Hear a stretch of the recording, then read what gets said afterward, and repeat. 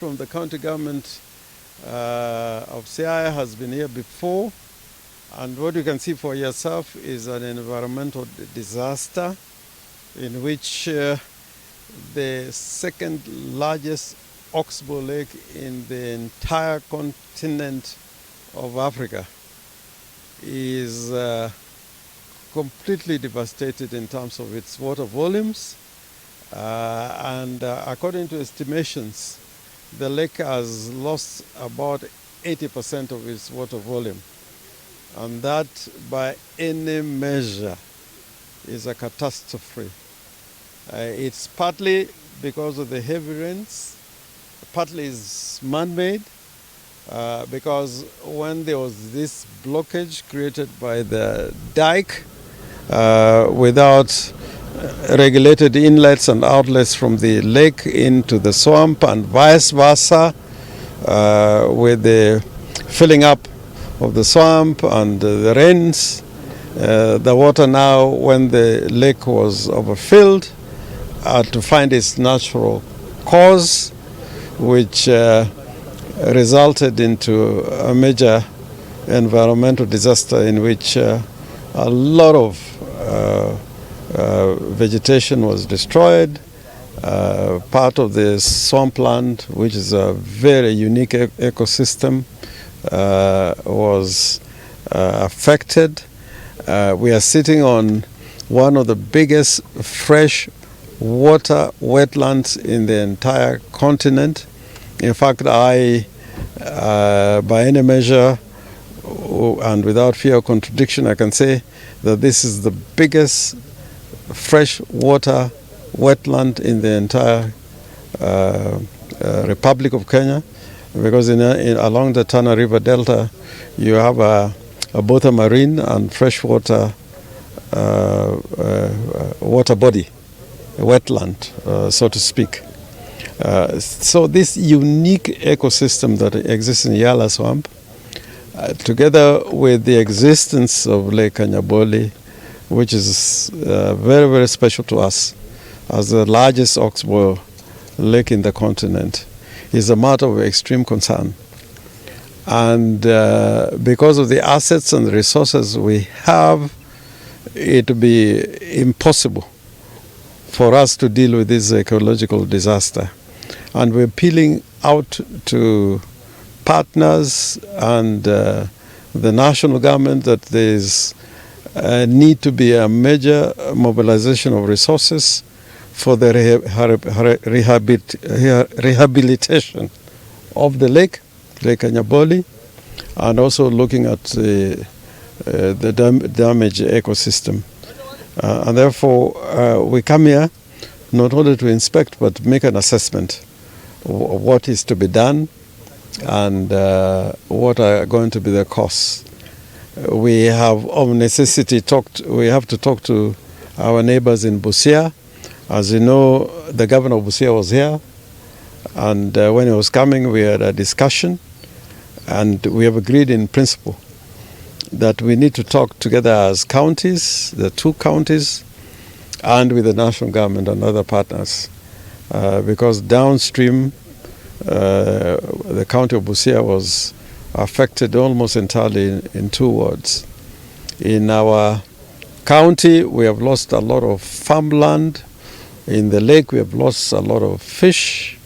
There were cages in the lake in which more than 20,000 fish was lost. We have had fish ponds also affected, and some of the fish has died and some of them have retreated into the swamp. We cannot guarantee the survival of the fish that retreated into the swamp. And therefore, for us, and considering our vision for Lake Kanyaboli as a resource, is a major disaster.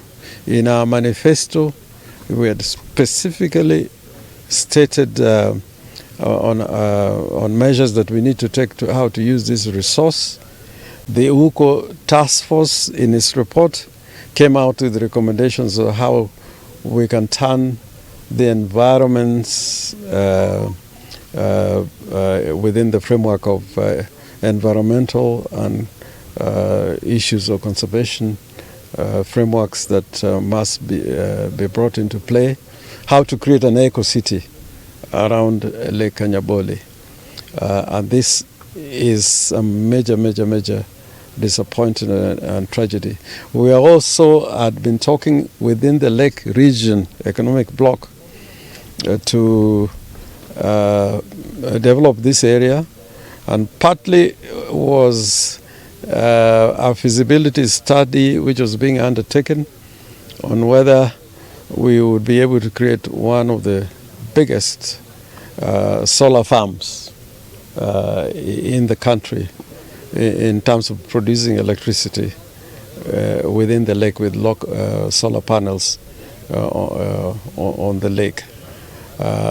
We therefore make this appeal, and we are going to be intensifying the appeal, because we must save the lake.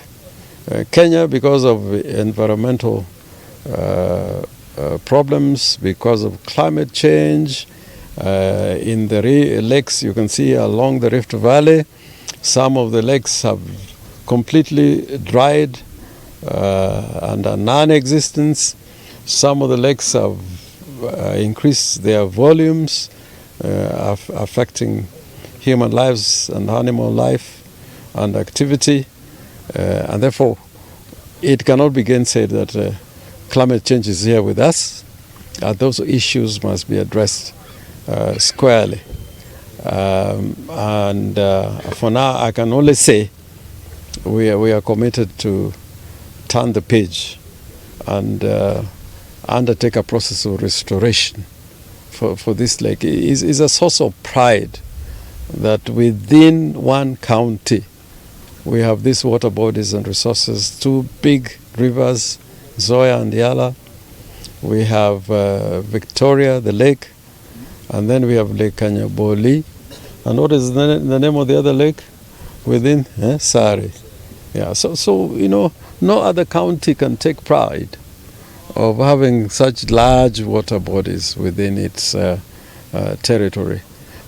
For me, the Yala swamp is a crown jewel in the county. There's no other piece of land together in one piece. Thousands and thousands of acres. Thousands and thousands of acres. Not only in Siaya, but spilling into Busia. We are holding a major resource base, major unique geographical feature. And if we treat it as if it is just some piece of commercial property for exploitation without consideration of what nature itself demands, then we are in for a great surprise and further tragedies. So we must enter into discussion, the two counties, Busia and Siaya. We must enter into conversation with the national government and to partners, and including the relevant UN agencies, because this is not a small thing. I think we should invite the UN agencies which are located here in Kenya. Luckily, both the environment, UNEP, and Habitat, because the element of human settlement is affected. Large populations which have been dislocated. So we must bring them on board as quickly as possible to mobilize resources, undertake proper studies in the shortest time possible, how we can rehabilitate the lake, as I've said, normalize human settlement and habitation, and look at the animal and plant life within this ecosystem. And that needs a lot of resources and studies to come out with a blueprint and a work plan that is going to change this environment positively. But it can be done. It can be done.